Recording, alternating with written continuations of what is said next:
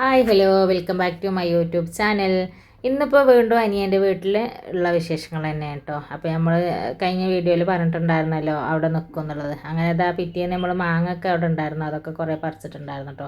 അപ്പോൾ ഓൾ പറഞ്ഞു ഓൽക്ക് എന്താ തുറമാങ്ങ ഉണ്ടാക്കാനാണ് കേട്ടോ. നമുക്ക് ഇതൊന്നും അറിയില്ല. അപ്പോൾ എന്തായാലും പിന്നെ കുറേ മാങ്ങ പറിച്ചിട്ടുണ്ടായിരുന്നു കേട്ടോ. അപ്പോൾ എല്ലാവരും ഉണ്ടാകുമ്പോഴല്ലേ ഇങ്ങനത്തെ പണികളൊക്കെ ചെയ്യാനും പറ്റുള്ളൂ. അങ്ങനെ ഇതാ യസനൊക്കെ ഇവിടെ ഇങ്ങനെ ഇരുത്തിയിരിക്കണം കേട്ടോ. അപ്പോൾ എന്താണെന്ന് വെച്ചാൽ തുറമാങ്ങ ഉണ്ടാക്കണം എന്നുണ്ടെങ്കിൽ ഇതേപോലെ ചെമ്പിൽ നമ്മൾ മാങ്ങ പുഴുങ്ങണം കേട്ടോ. എന്നിട്ടാണ് അങ്ങനെ ഉണ്ടാക്കാൻ പറ്റുള്ളൂ. എന്നിട്ട് അങ്ങനെ ഇതാ അതിൻ്റെ പിന്നെ ഞെട്ടുള്ള ഭാഗങ്ങളൊക്കെ കളഞ്ഞങ്ങാണ്ട് ഇങ്ങനെ കഴുകിയിട്ട് വൃത്തിയാക്കിയിട്ട് അത് അങ്ങനെ വെച്ചേക്കണം കേട്ടോ. അപ്പോൾ അതിലിട്ടിട്ട് പുഴുങ്ങിയിട്ട് വേണം നമുക്കത് അങ്ങനെ ഇനി സെറ്റാക്കി എടുക്കാൻ കേട്ടോ. അങ്ങനെ ഇതാ എന്തായാലും കൊടുത്ത മിഠായി തീർന്നിട്ടില്ലായിരുന്നു. അങ്ങനെ ഞങ്ങളിതാ വാർപ്പിൻ്റെ മേലെ ഒന്ന് വന്നുങ്ങാണ്ട് മാങ്ങ അവിടെ അങ്ങനെ കൊഴിഞ്ഞാടും കേട്ടോ. അപ്പോൾ അത് നോക്കാൻ വേണ്ടിയിട്ട് വന്നതാണ് കേട്ടോ. അങ്ങനെ അതാ മാങ്ങ കൊഴിഞ്ഞാടിയിട്ടുണ്ടായിരുന്നു. അപ്പോൾ അതൊക്കെ ഒന്ന് പെറുക്കിയെടുത്തിട്ട് കൊണ്ടുപോവുകയാണ് കേട്ടോ. അപ്പോൾ നല്ല അടിപൊളി മാങ്ങയാണ് ഇട്ടത്. അപ്പോൾ പിന്നെ നല്ലോണം ഉണ്ടായിക്കിട്ടോ. പക്ഷെ മരത്തുമെന്ന് കിട്ടൂല കേട്ടോ നമുക്ക്, കാരണം വലിയ ഹൈറ്റുള്ള മരമാണ്. പിന്നെ ഇപ്പോൾ മരത്തുമ്പൊക്കെ കയറാൻ പേടിയാണ് ഇപ്പോൾ കേട്ടോ.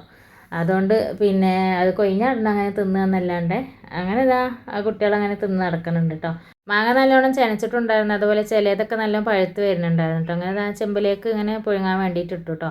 അങ്ങനെ ഇതാ ചിക്കൻ കൊടുത്തിട്ടുണ്ടായിരുന്നു. നമ്മൾ ഇറച്ചിച്ചോറും വെക്കുന്നുണ്ട് കേട്ടോ. അങ്ങനെ ഇതാ ഞാനിതാ ബേബിക്ക് ഇങ്ങനെ തിന്നാൻ കൊടുക്കാൻ കേട്ടോ. ഓളൊന്നും തിന്നിട്ടുണ്ടായിരുന്നില്ല കേട്ടോ. അങ്ങനെ ഇതാ പുട്ട് പഞ്ചസാര ഇട്ടുങ്ങാണ്ട് ഇതാക്കണ അങ്ങനെ വായി കൊടുക്കാൻ കേട്ടോ. അങ്ങനെ ഇതാ ഇത് ഇങ്ങനെ തിളക്കൽ തുടങ്ങിയിരിക്കണം കേട്ടോ. ഇത് കുറച്ച് നിറം മാറി വരണം കേട്ടോ. എന്നിട്ട് പിന്നെ ഇതിങ്ങനെ തൊട്ട് നോക്കുമ്പോൾ നെങ്ങണം എന്ന് പറഞ്ഞിട്ടുണ്ടായിരുന്നു. പിന്നെ ഞാനിത് ആദ്യമായിട്ടാണ് ഇങ്ങനെ കാണുന്നത്. നമുക്ക് ഇങ്ങനത്തെ പരിപാടിയൊന്നും അറിയില്ല കേട്ടോ. അങ്ങനെ ഇതാ എന്തായാലും പിന്നെ നല്ല അടിപൊളി കേട്ടോ. എന്താ വെച്ചാൽ ഇങ്ങനെ തുറമാങ്ങ എന്ന് പറയുന്നത് നമ്മളിങ്ങനെ തിന്നിക്കണമല്ലോ, അങ്ങനെ മസാല ഒക്കെ ഇട്ടിട്ടാണല്ലോ ഉണ്ടാകുക. അപ്പം അതുണ്ടാക്കുമ്പോൾ ഇങ്ങനെയൊക്കെയാണ് നമുക്ക് അറിയില്ലല്ലോ. അറിയാത്തതൊക്കെ നമ്മളിങ്ങനെ നോക്കി കണ്ടൊക്കെ പഠിക്കണം കേട്ടോ. അപ്പോൾ ഇത് എല്ലാവർക്കും ഉണ്ടാക്കട്ടോ. കാരണം ഇതിപ്പോൾ വടക്കന്മാരൊക്കെയാണ് നമ്മൾ കണ്ടിരിക്കണം, നമുക്ക് അറിയില്ല കേട്ടോ. അവർ തന്നെയാണ് എല്ലാവരും ഉണ്ടാക്കുമെന്ന് അതും അറിയില്ല. എന്തായാലും ഇത് നല്ല ടേസ്റ്റ് ഉണ്ട് എന്തായാലും.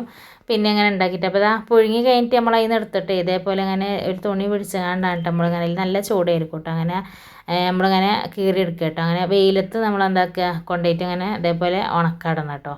അപ്പോൾ ഇത് 2 ദിവസം 3 ദിവസമൊക്കെ അങ്ങനെ ഉണക്കേണ്ടി വരും കേട്ടോ. എന്നിട്ടാണ് നമ്മൾ ഇതേപോലെ മസാലയൊക്കെ തേച്ച് കൊടുക്കുക കേട്ടോ. അതേപോലെ ഉപ്പും പിന്നെ മുളകും പൊടിയൊക്കെ ആക്കിയിട്ട് ഇങ്ങനെ തേച്ച് കൊടുക്കണം കേട്ടോ.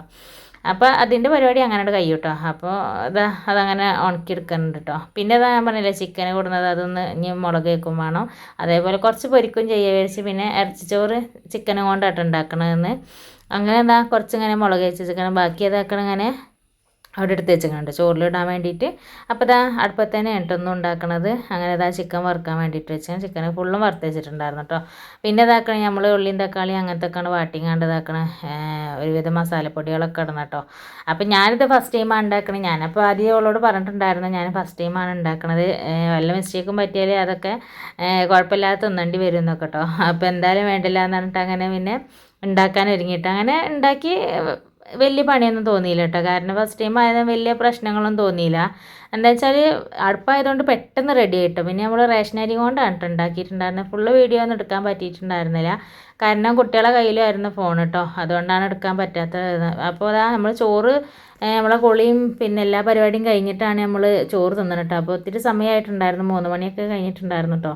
അങ്ങനെ ഇതാ ഞാൻ പിന്നെ ഇങ്ങനെ ഇളക്കിങ്ങാണ്ട് എടുക്കാൻ കേട്ടോ. അപ്പോൾ ഇതാ ബേബി ഇച്ചുമോനും പിന്നെ സച്ചുമോനൊക്കെ എന്തോ പിന്നെ എടുത്ത് വെച്ചിട്ട് കാണാത്ത മാതിരിയാണ് പോലെ വന്ന് നോക്കലിട്ടോ. കാരണം അവരിഷ്ടം കൊണ്ടായിരിക്കും അങ്ങനെ എന്തായാലും ഇതാക്കണം, അതൊക്കെ വന്ന് നോക്കണ്ട. അപ്പോൾ നല്ല ചൂടുള്ള ചോറ് നോക്കുമ്പോൾ നല്ല ടേസ്റ്റ് കേട്ടോ.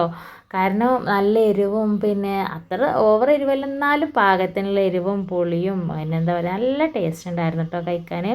അപ്പം ഇനി എന്തായാലും വേണ്ടില്ല, ഞങ്ങൾക്ക് ഇവിടെ വന്നിട്ട് ഞാൻ അവളടുത്ത് പറഞ്ഞിട്ടുണ്ടായിരുന്നത് പിന്നെ ഒരുപാട് നാളായി ഇങ്ങനെ വിചാരിക്കുന്നത് ഉണ്ടാക്കണം എന്നുള്ളത്.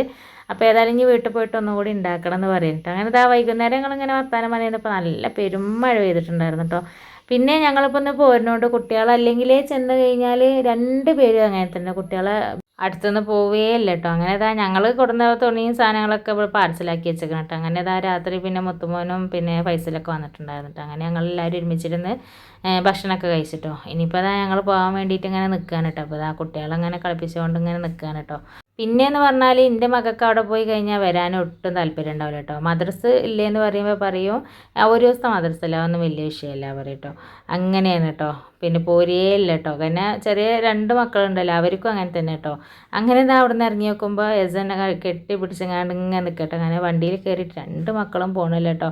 പിന്നെ അപ്പോൾ പാവം തോന്നിട്ട് ഇങ്ങനെ നമ്മളടുത്ത് ഇങ്ങനെ വന്നിരിക്കുമ്പോൾ നമുക്ക് എന്തോ ഒരു ഇടങ്ങേറ് കേട്ടോ. പിന്നെ നമുക്കും സങ്കടം വരിക, കാരണം മക്കളല്ലേ, കുഞ്ഞു മക്കൾ ഇങ്ങനെ കാണിക്കുമ്പോൾ നമുക്ക് ഭയങ്കര സങ്കടം തോന്നുന്നത് കേട്ടോ.